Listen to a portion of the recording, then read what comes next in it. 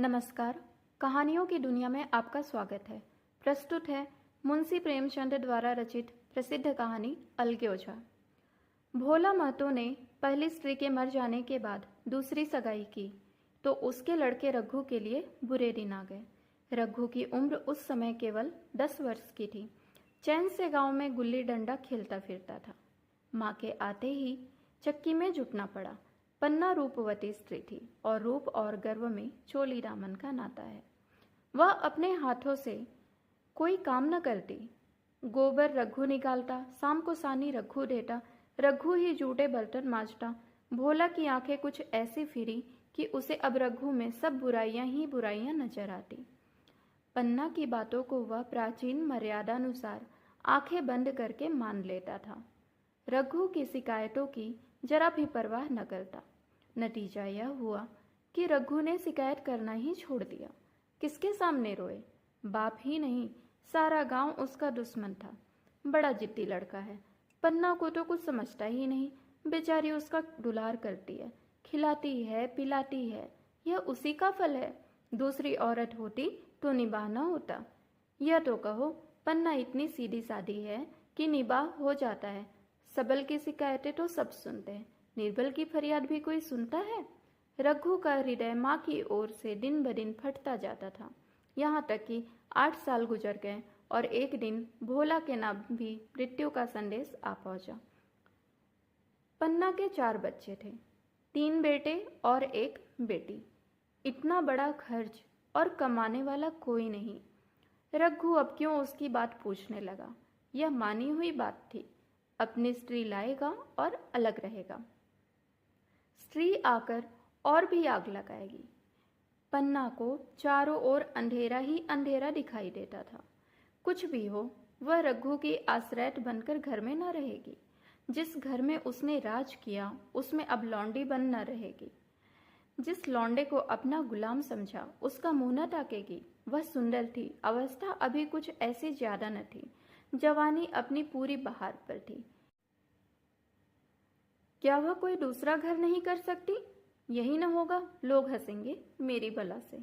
उसकी बिरादरी में ऐसा होता नहीं। ब्राह्मण ठाकुर थोड़ी ही थी जो नाक कट जाएगी। यह तो उन्हीं जातों में होता है कि घर में चाहे जो कुछ करो, बाहर पर्दा टका रहे। वह तो संसार को दिखाकर दूसरा घर कर सकती है, फिर वह रघु की दबैल बनकर क्यों रहे? भोला को मरे 1 महीना गुजर चुका था। संध्या हो गई थी। पन्ना इसी चिंता में पड़ी हुई थी कि सहसा उसे ख्याल आया, लड़के घर में नहीं है। बैलों के लौटने की बेला है, कहीं कोई लड़का उसके नीचे ना आ जाए। अब द्वार पर कौन है जो उसकी देखभाल करेगा? रघु को मेरे लड़के फूटी आंखों नहीं भाते, कभी हंसकर नहीं बोलता। घर से बाहर निकली तो देखा रघु सामने झोपड़े में बैठा ऊख की गडेरिया बना रहा है। लड़के उसे घेरे खड़े हैं और छोटी लड़की उसकी गर्दन में हाथ डाले उसकी पीठ पर सवार होने की चेष्टा कर रही है। पन्ना को सहसा अपनी आंखों पर विश्वास न आया। आज तो यह नई बात है। शायद दुनिया को दिखाता है कि मैं अपने भाइयों को कितना चाहता हूँ और मन में छुरी रखी हुई है। घात मिले तो जान ही ले ले। अरे काला सांप है, काला सांप। कठोर स्वर में बोली, तुम सबके सब वहां क्या करते हो? घर में आओ, सांझ की बेला है, गुरु आते होंगे। रघु ने विनीत नेत्रों से देखकर कहा, मैं तो हूं ही काकी, डर किस बात का है? बड़ा लड़का केदार बोला। काकी, रघु दादा ने हमारे लिए 2 गाड़ियां बना दी हैं। यह देख, एक पर हम और खुन्नू बैठेंगे, दूसरे पर लक्ष्मण और झुनिया। दादा दोनों गाड़ियां खींचेंगे। यह कहकर वह एक कोने से 2 छोटी छोटी गाड़ियां निकाल लाया। 4 पहिए लगे थे। बैठने के लिए तख्ते और रोक के लिए दोनों तरफ बाजू थे। पन्ना ने आश्चर्य से कहा, ये गाड़ियां किसने बनाई? केदार ने चिढ़कर कहा, रघु दादा ने बनाई हैं। और किसने? भगत के घर से बसूला और रुखानी मांग लाए और चटपट बना दी। खूब दौड़ती हैं काकी। बैठ खुन्नू, मैं खींचूं? खुन्नू गाड़ी में बैठ गया। केदार खींचने लगा। चर चर का शोर हुआ, मानो गाड़ी भी इसी खेल में लड़कों के साथ शरीक है। लक्ष्मण ने दूसरी गाड़ी में बैठकर कहा, दादा खींचो। रघु ने झुनिया को भी गाड़ी में बैठा दिया और गाड़ी खींचता हुआ दौड़ा। तीनों लड़के तालियां बजाने लगे। पन्ना चकित नेत्रों से यह दृश्य देख रही थी और सोच रही थी, यह वही रघु है या कोई और। थोड़ी देर बाद दोनों गाड़ियां लौटी। लड़के घर में आकर इस यान यात्रा के अनुभव बयान करने लगे। कितने खुश थे सब, मानो हवाई यात्रा पर बैठे हों। खुन्नू ने कहा, काकी सच पेड़ दौड़ रहे थे लक्ष्मण, और बछिया कैसी भागी, सब की सब दौड़ी। केदार, काकी रघु दादा दोनों गाड़ियां एक साथ खींच ले जाते हैं। झुनिया सबसे छोटी थी, उसकी व्यंजना शक्ति उछल कूद और नेत्रों तक ही सीमित थी। तालियां बजा बजा कर नाच रही थी। खुन्नू, अब हमारे पास भी गाय आ जाएगी काकी। रघु दादा ने गिरधारी से कहा है कि हमें एक गाय ला दो। गिरधारी बोला, कल लाऊंगा। केदार, 3 सेर दूध देती है काकी, खूब दूध पिएंगे। इतने में रघु अंदर आ गया। पन्ना ने अवहेलना की दृष्टि से देखकर पूछा, क्यों रघु, तुमने गिरधारी से कोई गाय मांगी है? रघु ने क्षमा प्रार्थना के भाव से कहा, हाँ मांगी तो है, कल लाएगा। पन्ना, रुपए किसके घर से आएंगे यह भी सोचा है? रघु, सोच लिया है काकी, यह मुहर नहीं है, इसके 25 रुपए मिल रहे हैं। 5 रुपए बछिया के मुजरा दे दूंगा, बस गाय अपनी हो जाएगी। पन्ना सन्नाटे में आ गई। अब उसका अविश्वासी मन भी रघु के प्रेम और सज्जनता को अस्वीकार न कर सका। बोली, मुहर को क्यों बेच देते हो? गाय की अभी कौन जल्दी है, हाथ में पैसे हो जाए तो ले लेना। सूना सूना गला अच्छा न लगेगा। इतने दिनों गाय नहीं रही तो क्या लड़के नहीं जिए? रघु दार्शनिक भाव से बोला, बच्चों के खाने पीने के यही दिन है काकी, इस उम्र में न खाया तो फिर क्या खाएंगे? मुहर पहनना मुझे अच्छा भी मालूम नहीं होता। लोग समझते होंगे कि बाप तो गया, इसे मोहर पहनने को पड़ी है। भोला महतो गाय की ही चिंता में चल बसे। न रुपए आए और न गाय मिली, मजबूर थे। रघु ने यह समस्या कितनी सुगमता से हल कर दी। आज जीवन में पहली बार पन्ना को रघु पर विश्वास आया। बोली, जब गहना ही बेचना है तो अपनी मुहर क्यों बेचोगे? मेरी हंसली ले लेना। रघु, नहीं काकी, वह तुम्हारे गले में बहुत अच्छी लगती है। मर्दों को क्या, मुहर पहने या ना पहने। पन्ना, चल मैं बूढ़ी हुई, अब हंसली पहनकर क्या करना है? तू अभी लड़का है, तेरा सुना गला अच्छा न लगेगा। रघु मुस्कुराकर बोला, तुम अभी से कैसे बूढ़ी हो गई? गांव में कौन है तुम्हारे बराबर? रघु की सरल आलोचना ने पन्ना को लज्जित कर दिया। उसके रूखे मुरझाए मुख पर प्रसन्नता की लाली दौड़ गई। 5 साल इसी तरह गुजर गए। रघु का सा मेहनती, ईमानदार, बात का धनी दूसरा किसान गांव में न था। पन्ना की इच्छा के बिना कोई काम न करता। उसकी उम्र अब 23 साल की हो गई थी। पन्ना बार बार कहती, भैया बहू को विदा करा लाओ, कब तक नैहर में पड़ी रहेगी? सब लोग मुझको बदनाम करते हैं कि यही बहू को नहीं आने देती। मगर रघु टाल देता, कहता कि अभी जल्दी ही क्या है। उसे अपनी स्त्री के रंग ढंग का कुछ परिचय दूसरों से भी मिल चुका था। ऐसी औरत को घर में लाकर वह अपनी शांति में बाधा न डालना चाहता था। आखिर एक दिन पन्ना ने जिद करके कहा, तो तुम न लाओगे? कह दिया, अभी कोई जल्दी नहीं है।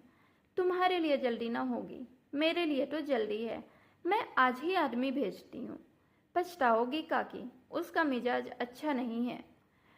तुम्हारी बला से, जब मैं उससे बोलूंगी ही नहीं तो क्या हवा से लड़ेगी? रोटियां तो बना लेगी। मुझसे भीतर बाहर का सारा काम नहीं होता। मैं आज बुलाए लेती हूँ। रघु, बुलाना चाहती हो तो बुला लो, मगर फिर यह न कहना कि यह मेहरिया को ठीक नहीं करता, उसका गुलाम हो गया।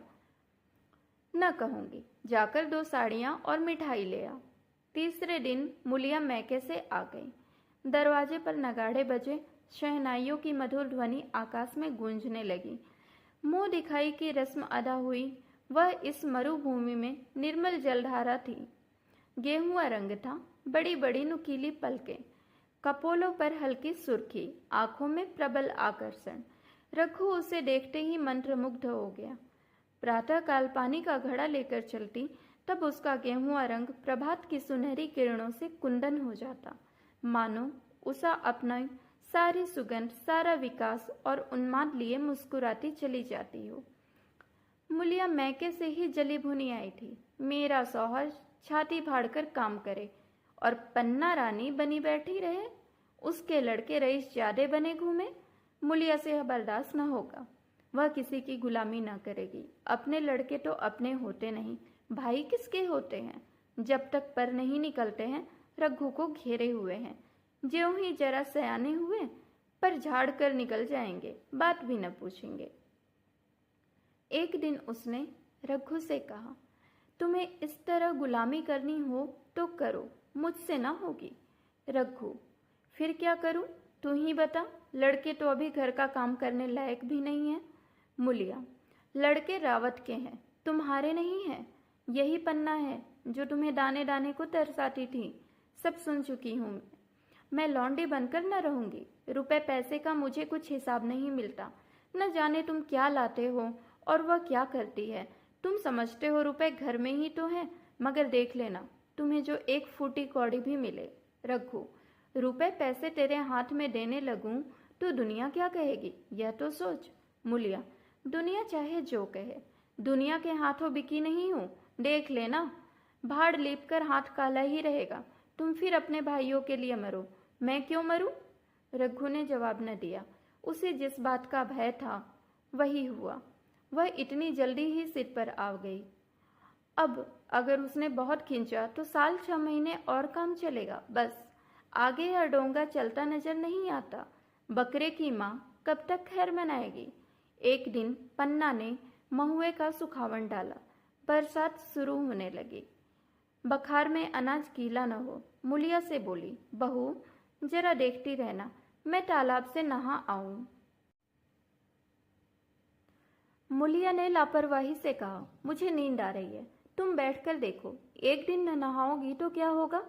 पन्ना ने साड़ी उठाकर रख दी, नहाने न गई। मुलिया का वार खाली गया। कई दिन के बाद एक शाम को पन्ना धान रोप कर लौटी। अंधेरा हो गया था। दिन भर की भूखी थी। आशा थी बहू ने रोटी बना रखी होगी, मगर देखा तो यहाँ चूल्हा ठंडा पड़ा हुआ था और बच्चे मारे भूख के तड़प रहे थे। मुलिया ने आहिस्ते से पूछा, आज अभी चूल्हा नहीं जला? केदार ने कहा, आज दोपहर को भी चूल्हा नहीं जला काकी, भाभी ने कुछ बनाया ही नहीं। पन्ना, तो तुम लोगों ने खाया क्या? केदार, कुछ नहीं, रात की रोटियां थी, खुन्नू और लक्ष्मण ने खाई, मैंने सत्तू खा लिया। पन्ना, और बहू? केदार, वह बड़ी सो रही है, कुछ नहीं खाया। पन्ना ने उसी वक्त चूल्हा जलाया और खाना बनाने बैठ गई। आटा गूंथती थी और रोती थी, क्या नसीब है, दिन भर खेत में जली, घर आई तो आग के सामने जलना पड़ा। केदार का 14वां साल था। भाभी के रंग ढंग देखकर सारी स्थिति समझ रहा था। बोला, काकी, भाभी अब तुम्हारे साथ रहना नहीं चाहती? पन्ना ने चौंक कर पूछा, क्या कुछ कहती थी? केदार, कहती कुछ न थी, मगर है उसके मन में यही बात। फिर तुम क्यों नहीं उसे छोड़ देती? जैसे चाहे रहे, हमारा भी भगवान है। पन्ना ने दांतों से जीभ दबाकर कहा, चुप, मेरे सामने ऐसी बात भूलकर भी न कहना। रघु तुम्हारा भाई नहीं, तुम्हारा बाप है। मुलिया कभी बोलोगे तो समझ लेना, जहर खा लूंगी। दशहरे का त्योहार आया। इस गांव से कोस भर एक पूर्व में मेला लगता था। गांव के सब लड़के मेला देखने चले। पन्ना भी लड़कों के साथ चलने को तैयार हुई, मगर पैसे कहाँ से आए? कुंजी तो मुलिया के पास थी। रघु ने आकर मुलिया से कहा, लड़के मेले जा रहे हैं, सबको 2-2 पैसे दे दो। मुलिया ने त्योरियां चढ़ाकर कहा, पैसे घर में नहीं है। रघु, अभी तो तिलहन बिका था, क्या इतनी जल्दी रुपए उठ गए? मुलिया, हाँ उठ गए। रघु, कहाँ उठ गए, जरा सुनूं। आज त्योहार के दिन लड़के मेला देखने न जाएंगे? मुलिया, अपनी काकी से कहो पैसे निकाले, गाड़ कर रखेंगी क्या? खूंटी पर कुंजी लटक रही थी। रघु ने कुंजी उतारी और चाहा कि संदूक खोले कि मुलिया ने उसका हाथ पकड़ लिया और बोली, कुंजी मुझे दे दो, नहीं तो ठीक न होगा। खाने पहनने को भी चाहिए, कागज किताब को भी चाहिए, उस पर मेला देखने को भी चाहिए। हमारी कमाई इसीलिए नहीं है कि दूसरे खाएं और मूछों पर दाव दें। पन्ना ने रघु से कहा, भैया पैसे क्या होंगे, लड़के मेला देखने न जाएंगे। रघु ने झिड़क कर कहा, मेला देखने क्यों न जाएंगे, सारा गांव जा रहा है, हमारे ही लड़के न जाएंगे। यह कहकर रघु ने अपना हाथ छुड़ा लिया और पैसे निकालकर लड़कों को दे दिए। मगर जब कुंजी मुलिया को देने लगा तो उसने उसे आंगन में फेंक दिया और मुंह लपेटकर लेट गई। लड़के मेला देखने नहीं गए। इसके बाद 2 दिन गुजर गए। मुलिया ने कुछ नहीं खाया और पन्ना भी भूखी रही। रघु कभी इसे मनाता कभी उसे, पर न यह उठती न वह।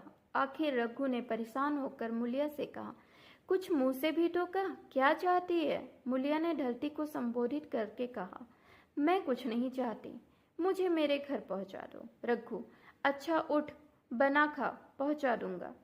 मुलिया ने रघु की ओर आंखें उठाई। रघु उसकी सूरत देखकर डर गया। वह माधुर्य, वह मोहकता, वह लावण्य गायब हो गया था। दांत निकल आए थे, आंखें फट गई थी और नथुने फड़क रहे थे। अंगारे किसी लाल आंखों से देखकर बोली, अच्छा तो काकी ने यह सलाह दी है, यह मंत्र पढ़ाया है, तो यहाँ ऐसी कच्ची नहीं हूँ। तुम दोनों की छाती पर मूंग डलूंगी। हो किस फेर में। रघु, अच्छा तो मूंग ही डल लेना, कुछ खा पी लेगी तभी तो मूंग डल सकेगी। मुलिया, अब तो तभी मुंह में पानी डालूंगी जब घर अलग हो जाएगा, बहुत झेल चुकी, अब नहीं झेला जाता। रघु सन्नाटे में आ गया। 1 दिन तक उसके मुंह से आवाज ही न निकली। अलग होने की उसने स्वप्न में भी कल्पना नहीं की थी। उसने गांव में 2-4 परिवारों को अलग होते देखा था। वह खूब जानता था, रोटी के साथ लोगों के हृदय भी अलग हो जाते हैं, अपने हमेशा के लिए गैर हो जाते हैं। फिर उनमें वही नाता नहीं रह जाता जो गांव के और आदमियों में। रघु ने मन में ठान लिया कि इस विपत्ति को घर में ना आने दूंगा, मगर होनहार के सामने उसकी एक न चली। आह, मेरे मुंह में कालिख लगेगी। दुनिया यही कहेगी कि बाप के मर जाने के बाद 10 साल भी एक में निभाह न हो सका। फिर किससे अलग हो जाऊं, जिनको गोद में खिलाया, जिनको बच्चों की तरह पाला, जिनके लिए तरह तरह के कष्ट झेले, उन्हीं से अलग हो जाऊं। अपने प्यारों को घर से निकाल बाहर करूं। उसका गला फंस गया। कांपते हुए स्वर में बोला, तू क्या चाहती है कि मैं अपने भाइयों से अलग हो जाऊं? भला सोच तो, कहीं मुंह दिखाने लायक रहूंगा। मुलिया, तो मेरा इन लोगों के साथ निभाना होगा। रघु, तो तू अलग हो जा, मुझे अपने साथ क्यों घसीटती है। मुलिया, तो मुझे क्या तुम्हारे घर में मिठाई मिलती है, मेरे लिए क्या संसार में जगह नहीं है। रघु, तेरी जैसी मर्जी, जहाँ चाहे रह, मैं अपने घर वालों से अलग नहीं हो सकता। जिस दिन इस घर में 2 चूल्हे जलेंगे उस दिन मेरे कलेजे के 2 टुकड़े हो जाएंगे। मैं यह चोट नहीं सह सकता। तुझे जो तकलीफ हो वह मैं दूर कर सकता हूँ।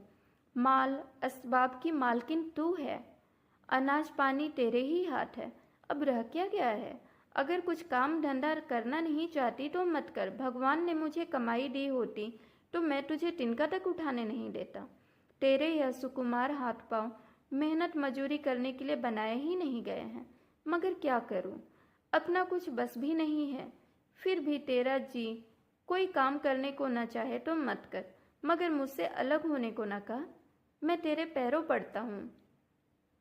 मुलिया ने सिर से आंचल खिसकाया और जरा समीप आकर बोली, मैं काम करने से नहीं डरती, न बैठे बैठे खाना चाहती हूँ, मगर मुझसे किसी की धौंस नहीं सही जाती।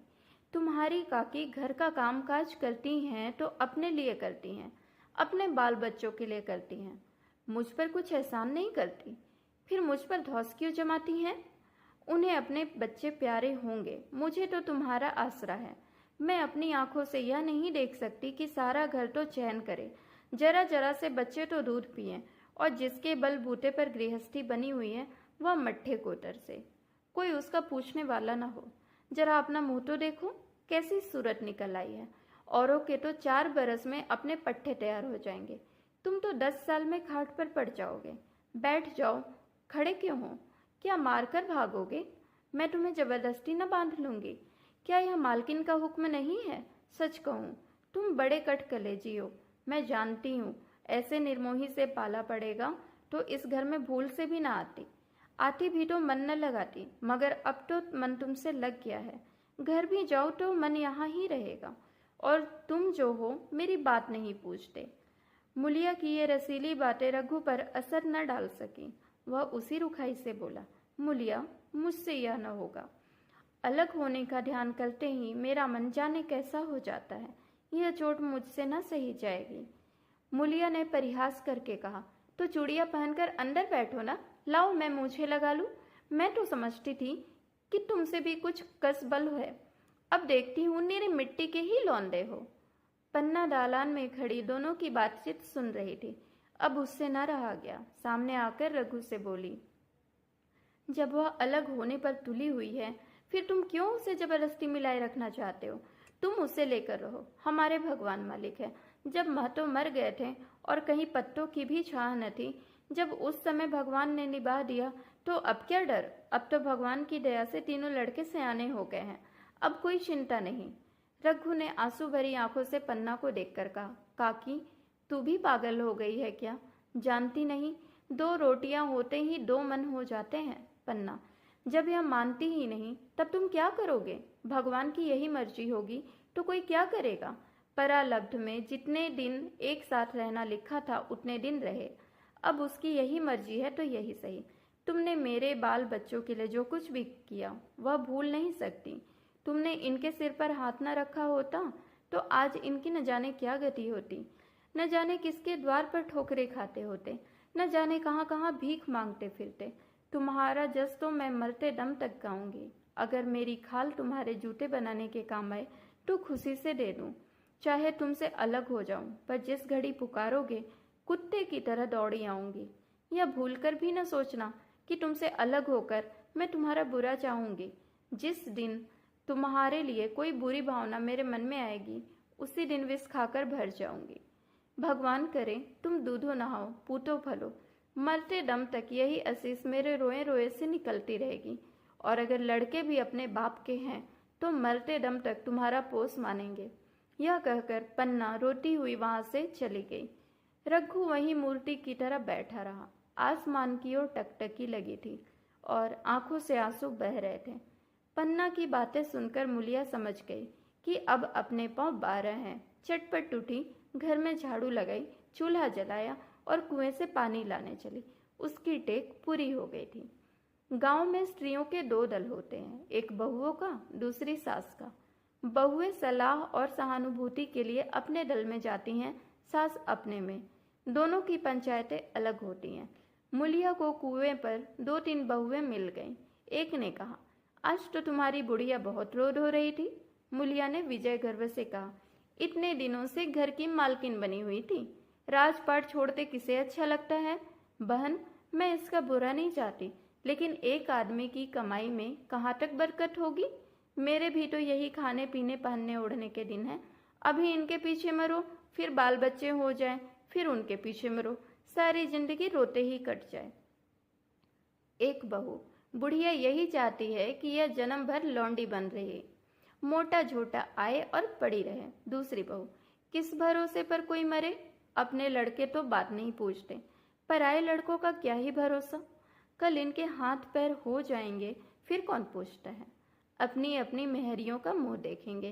पहले से ही फटकार देना अच्छा है, फिर तो कोई कलंक न होगा। मुलिया पानी लेकर गई, खाना बनाया और रघु से बोली, जाओ नहा आओ, रोटी तैयार है। रघु ने मानो सुना ही नहीं, सिर पर हाथ रखकर द्वार की तरफ ताकता रहा। मुलिया, क्या कहती हूँ, कुछ सुनाई देता है? रोटी तैयार है, जाओ नहा आओ। रघु, सुन तो रहा हूँ, क्या बहरा हूँ? रोटी तैयार है तो जाकर खा ले, मुझे भूख। मुलिया ने फिर कुछ नहीं कहा, जाकर चूल्हा बुझा दिया, रोटियां उठाकर छींके पर रख दी और मुंह ढककर लेट रही। जरा देर में पन्ना आकर बोली, खाना तो तैयार है, नहा धोकर खा लो, बहू भी भूखी होगी। रघु ने झुंझलाकर कहा, काकी, तू घर में रहने देगी कि मुंह में कालिख लगाकर कहीं निकल जाऊं? खाना तो खाना ही है, आज न खाऊंगा कल खाऊंगा, लेकिन अभी मुझसे न खाया जाएगा। केदार क्या अभी मदरसे से नहीं आया? पन्ना, अभी तो नहीं आया, आता ही होगा। पन्ना समझ गई, जब तक वह खाना बनाकर लड़कों को न खिलाएगी और खुद न खाएगी, रघु न खाएगा। इतना ही नहीं, उसे रघु से लड़ाई करनी पड़ेगी, उसे जली कटी भी सुनानी पड़ेगी। उसे यह दिखाना पड़ेगा कि मैं ही उससे अलग होना चाहती हूँ, नहीं तो वह इस चिंता में घुल घुल कर प्राण दे देगा। यह सोचकर उसने अलग चूल्हा जलाया और खाना बनाने लगी। इतने में केदार और खुन्नू मदरसे से आ गए। पन्ना ने कहा, आओ बेटा खा लो, रोटी तैयार है। केदार ने कहा, भैया को भी बुला लूँ ना? पन्ना, तुम आकर खा लो, उनकी रोटी बहू ने अलग बनाई है। खुन्नू, जाकर भैया से पूछना हो? पन्ना, जब उनका जी चाहेगा खाएंगे, तू बैठ कर खा। तुझे इन बातों से क्या मतलब? जिसका जी चाहेगा खाएगा, जिसका जी चाहेगा ना खाएगा। जब वह और उसकी बीवी अलग रहने पर तुले हैं तो कौन मनाए? केदार, तो क्यों अम्मा जी, क्या हम अलग घर में रहेंगे? पन्ना, उनका जी चाहे एक घर में रहे, जी चाहे आंगन में दीवार डाल दें। खुन्नू ने दरवाजे पर आकर झांका। सामने फूस की झोपड़ी थी, वही खाट पर पड़ा रघु नारियल पी रहा था। खुन्नू, भैया तो अभी नारियल लिए बैठे हैं। पन्ना, जब जी चाहेगा खाएंगे। केदार, भैया ने भाभी को डांटा नहीं? मूलिया अपनी कोठरी में पड़ी सब सुन रही थी, बाहर आकर बोली, भैया ने तो नहीं डांटा, अब तुम ही आकर डांटो। केदार के चेहरे का रंग उड़ गया, फिर जबान न खोली। तीनों लड़कों ने खाना खाया और बाहर निकले। लू चलने लगी। आम के बाग में गांव के लड़के लड़कियां हवा से गिरे हुए आम चुन रहे थे। केदार ने कहा, आज हम भी आम चुनने चले, खूब आम गिरे हैं। खुन्नू, दादा जो बैठे हैं। लक्ष्मण, मैं न जाऊंगा, दादा घुड़केंगे। केदार, वह तो अब अलग हो गए। लक्ष्मण, तो अब हमको कोई मारेगा तब भी दादा न बोलेंगे? केदार, वाह, तब क्यों न बोलेंगे? रघु ने तीनों लड़कों को दरवाजे पर खड़े देखा, पर कुछ बोला नहीं। पहले तो वह घर के बाहर निकलते ही उन्हें डांट बैठता था, पर आज वह मूर्ति के समान निश्चल बैठा रहा। अब लड़कों को कुछ साहस हुआ, कुछ दूर और आगे बढ़े। रघु अब भी न बोला। कैसे बोले, वह सोच रहा था। काकी ने लड़कों को खिला पिला दिया, मुझसे पूछा तक नहीं। क्या उसकी आंखों पर भी पर्दा पड़ गया है? अगर मैंने लड़कों को न पुकारा और वह ना आए तो मैं उनको मार पीट तो न सकूंगा। लू में सब मारे मारे फिरेंगे, कहीं बीमार न पड़ जाएं। उसका दिल मन मसोस कर रह जाता था, लेकिन मुंह से कुछ न कर सकता था। लड़कों ने देखा कि अब बिल्कुल नहीं बोलते तो निर्भय होकर चल पड़े। सहसा मुलिया ने आकर कहा, अब तो उठोगे कि अब भी नहीं? जिनके नाम पर फाका कर रहे हो उन्होंने मजे से लड़कों को खिलाया और आप खाया, अब आराम से सो रही हैं। मोर पिया मोरी बात न पूछे, मोर सुहागिन नाव। एक बार भी तो मुंह से न पूछा, चलो भैया खा लो। रघु को इस समय मर्मांतक पीड़ा हो रही थी। मुलिया के कठोर शब्दों ने घाव पर नमक छिड़क दिया। दुखित नेत्रों से देखकर बोला, तेरी जो मर्जी थी वही तो हुआ, अब जा ढोल बजा। मुलिया, नहीं, तुम्हारे लिए थाली परोसे बैठी है। रघु, मुझे चिढ़ा मत, तेरे पीछे मैं भी बदनाम हो रहा हूँ। जब तू किसी की होकर नहीं रहना चाहती तो दूसरे को क्या गरज है जो तेरी खुशामद करे? जाकर काकी से पूछ, लड़के आम चुनने गए हैं, उन्हें पकड़ लाऊं? मुलिया अंगूठा दिखाकर बोली, यह जाता है, तुम्हें 100 बार गरज हो, जाकर पूछो। इतने में पन्ना भी भीतर से निकल आई। रघु ने पूछा, लड़के बगीचे में चले गए काकी? लू चल रही है। पन्ना, अब उनका कौन पुछत्तर है? बगीचे में जाएं, पेड़ पर चढ़े, पानी में डूबे, मैं अकेली क्या क्या करूं? रघु, जाकर पकड़ लाऊं? जब तुम्हें अपने मन से नहीं जाना है तो फिर मैं जाने को क्यों कहूं? तुम्हें रोकना होता तो रोक न देते, तुम्हारे सामने ही तो गए होंगे। पन्ना की बात पूरी भी न हुई थी कि रघु ने नारियल कोने में रख दिया और बाग की तरफ चला। रघु लड़कों को लेकर बाग से लौटा तो देखा मुलिया अभी तक झोपड़े में खड़ी है। बोला, तू जाकर खा क्यों नहीं लेती? मुझे तो इस बेला भूख नहीं है। मुलिया ऐंठ कर बोली, हाँ, भूख क्यों लगेगी? भाइयों ने खाया, वह तुम्हारे पेट में ही पहुंच गया होगा। रघु ने दांत पीस कर कहा, मुझे जला मत मुलिया, नहीं तो अच्छा ना होगा। खाना कहीं भागा नहीं जाता, एक बेला नहीं खाऊंगा तो मर न जाऊंगा। तू क्या समझती है, घर में आज कोई छोटी बात हो गई है? तूने घर में चूल्हा नहीं जलाया, मेरे कलेजे में आग लगाई है। मुझे घमंड था कि और चाहे कुछ भी हो जाए पर मेरे घर में फूट का रोग ना आने पाएगा। पर तूने मेरा घमंड चूर कर दिया। पर अलफ्त की बात है। मुलिया तुनक कर बोली, सारा मोह छो तुम्ही को है कि और किसी को भी है? मैं तो किसी को तुम्हारी तरह भी सूरतें नहीं देखती। रघु ने ठंडी सांस खींचकर कहा, मुलिया, घाव पर नून न छिड़क। तेरे ही कारण मेरी पीठ में धूल लग रही है। मुझे इस गृहस्थी का मोह न होगा तो किसे होगा?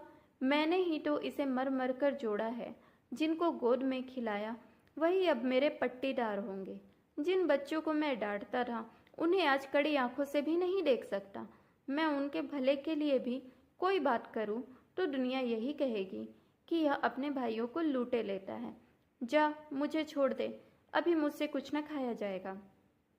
मुलिया, मैं कसम रखा दूंगी, नहीं चुपके से चलो। रघु, देख अब भी कुछ नहीं बिगड़ा है, अपना हट छोड़ दे। मुलिया, हमारा ही लहू पिए जो खाने न उठे। रघु ने कानों पर हाथ रखकर कहा, यह तूने क्या किया मुलिया? मैं तो उठ ही रहा था। चल खा लो, नहाने धोने कौन जाए।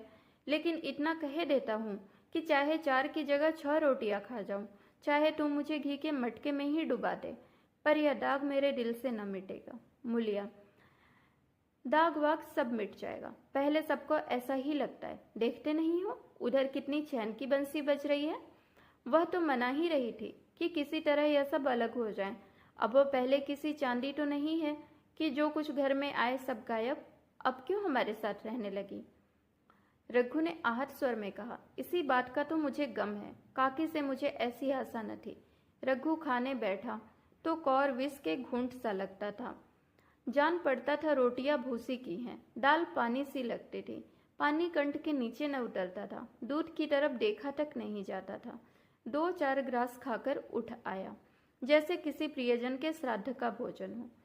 रात का भोजन भी उसने इसी तरह किया। भोजन क्या किया, कसम पूरी की। रात भर उसका चित्त उद्विग्न रहा।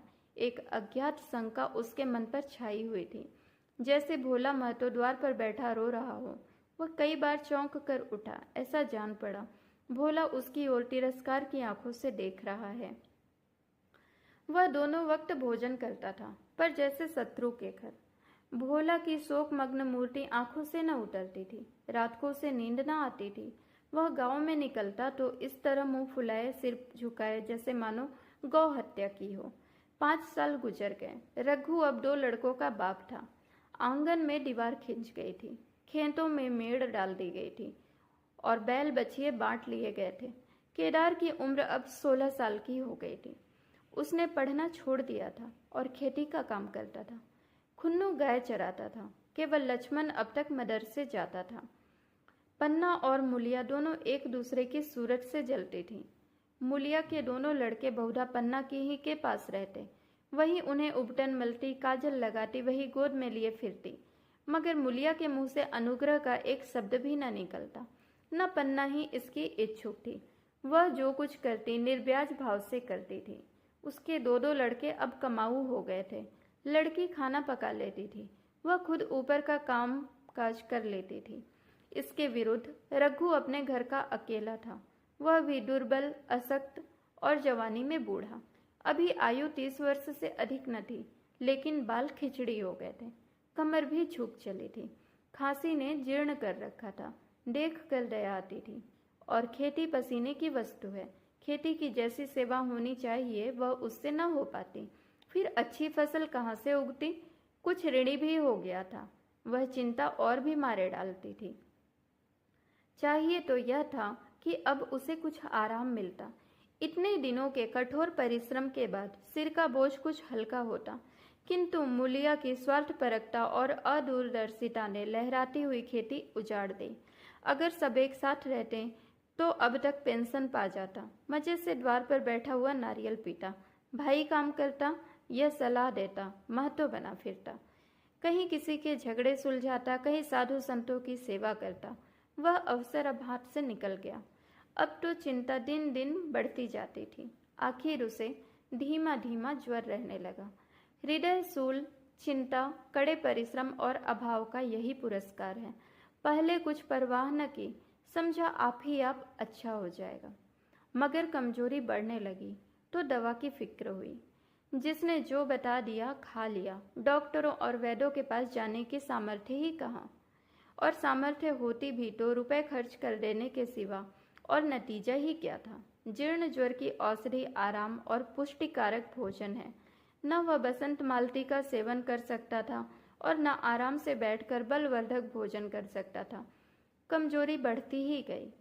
पन्ना को अवसर मिलता तो वह आकर उसे तसल्ली देती, लेकिन उसके लड़के अब रघु से बात भी न करते थे। दवा दारू तो क्या ही करते, उसका और मजाक उड़ाते। भैया समझते थे कि हम लोगों से अलग होकर सोने की ईंट रख लेंगे। भाभी भी समझती थी सोने से लद जाऊंगी, अब देखे कौन आता है।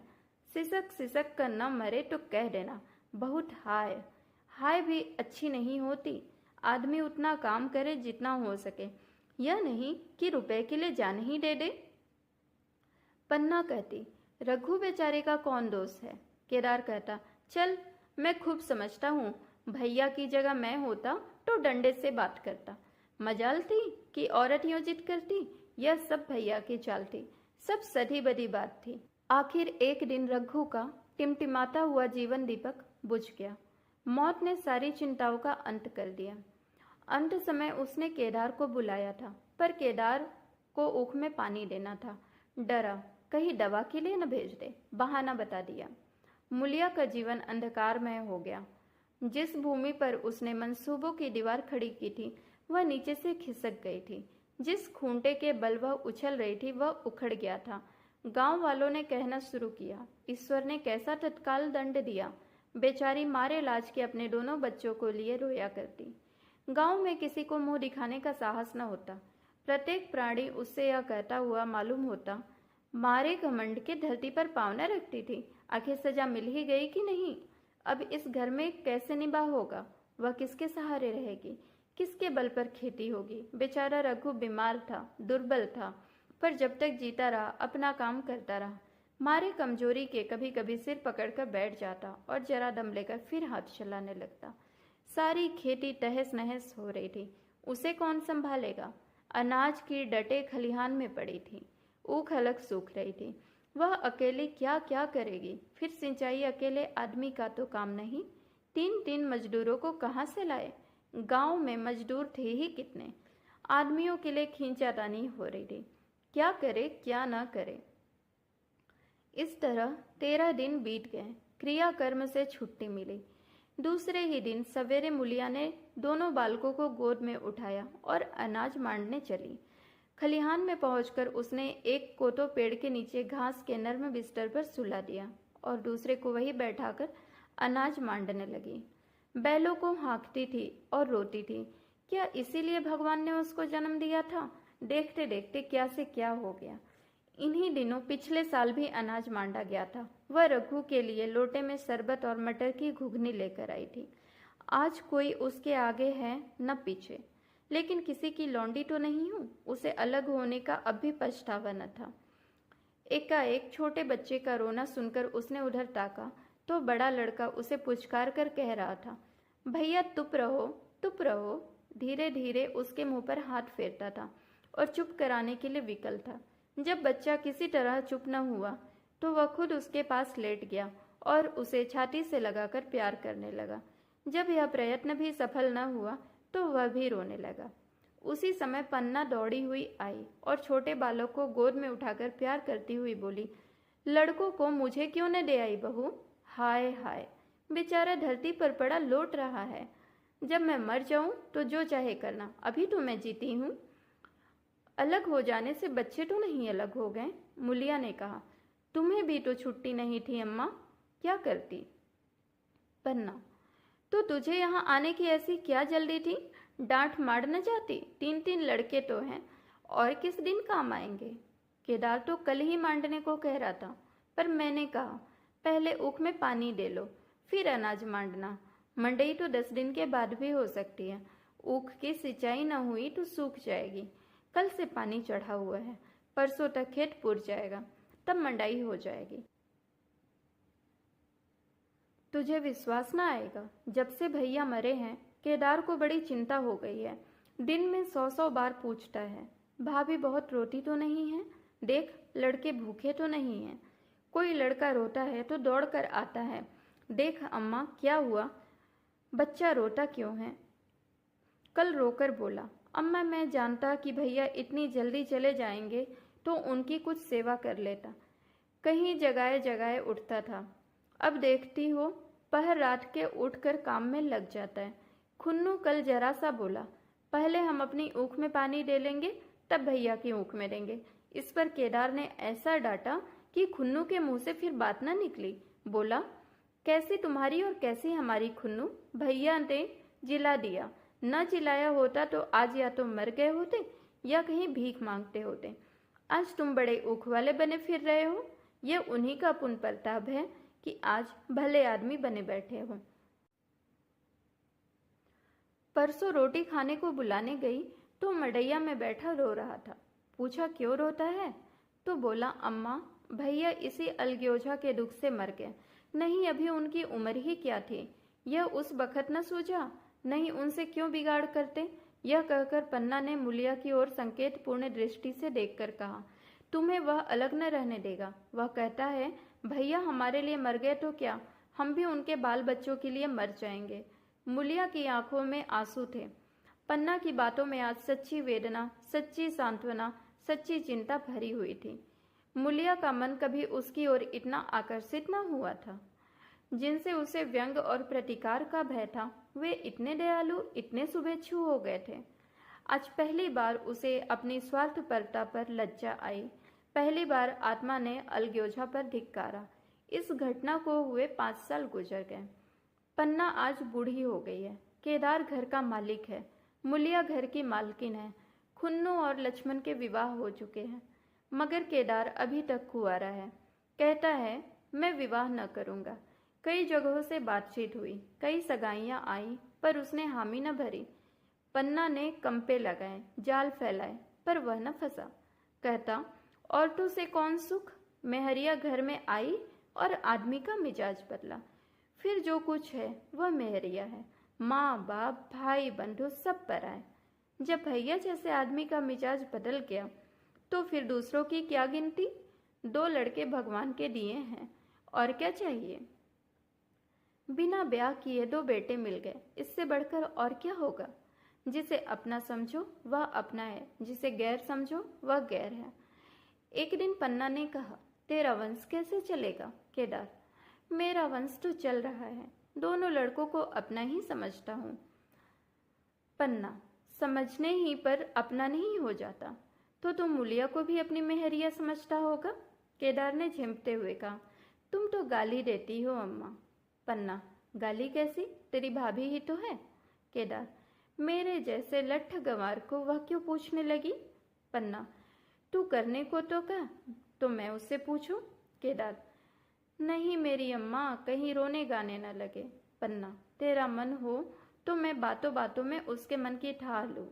केदार, मैं नहीं जानता, जो चाहे कर। पन्ना केदार के मन की बात समझ गई। लड़के का दिल मुलिया पर आया हुआ है, पर संकोच और भय के मारे कुछ नहीं कहता। उसी दिन उसने मुलिया से कहा, क्या करूं बहू, मन की लालसा मन में ही रह जाती है। केदार का घर भी बस जाता तो मैं निश्चिंत हो जाती। मुलिया, वह तो करने को ही नहीं कहते। पन्ना, कहता है ऐसी औरत मिले जो घर में मेल से रहे तो कर लूं। मुलिया, ऐसी औरत कहाँ मिलेगी, कहाँ ढूंढे? पन्ना, मैंने तो ढूंढ लिया है। मुलिया, सच? किस गांव की है? पन्ना, अभी न बताऊंगी, मुझे यह जानती हूँ कि उससे केदार की सगाई हो जाए तो घर बस जाए और केदार की जिंदगी भी सफल हो जाए। न जाने लड़की मानेगी कि नहीं। मुलिया, मानेगी क्यों नहीं अम्मा, ऐसा सुंदर कमाऊ सुशील वर और कहाँ मिला जाता है? उस जन्म का कोई साधु महात्मा है? नहीं तो लड़ाई झगड़े के डर से कौन बिन ब्याह रहता है? कहाँ रहती है? मैं जाकर उसे मना लाऊं? पन्ना, तू चाहे तो उसे मना ले, तेरे ही ऊपर है। मुलिया, मैं आज ही चली जाऊंगी अम्मा, उसके पैरों पड़कर मना लाऊंगी। पन्ना, बता दो वह तू ही है। मुलिया लजाकर बोली, तुम तो अम्मा जी गाली देती हो। पन्ना, गाली कैसी, देवर ही तो है। मुलिया, मुझ जैसी बुढ़िया को वह क्यों पूछेंगे? पन्ना, वह तो तुझ पर ही दांत लगाए बैठा है, तेरे सिवा कोई और उसे भाती ही नहीं। डर के मारे कहता नहीं, पर उसके मन की बात मैं जानती हूँ। वैधव्य के शोक से मुरझाया हुआ मुलिया का पीठ बदन कमल की भांति अरुण हो उठा। 10 वर्षों में जो कुछ खोया था वह इसी एक क्षण में मानो ब्याज के साथ मिल गया। वही लावण्य, वही विकास, वही आकर्षण, वही लोच। कहानी सुनने के लिए धन्यवाद। यदि कहानी पसंद आई तो इसे ज़रूर लाइक करें और इसी तरह की और भी कई कहानियाँ सुनने के लिए चैनल को सब्सक्राइब करें। साथ ही बेल आइकन भी प्रेस करें ताकि आपको आगे आने वाली सभी कहानियों का नोटिफिकेशन मिलता रहे। धन्यवाद।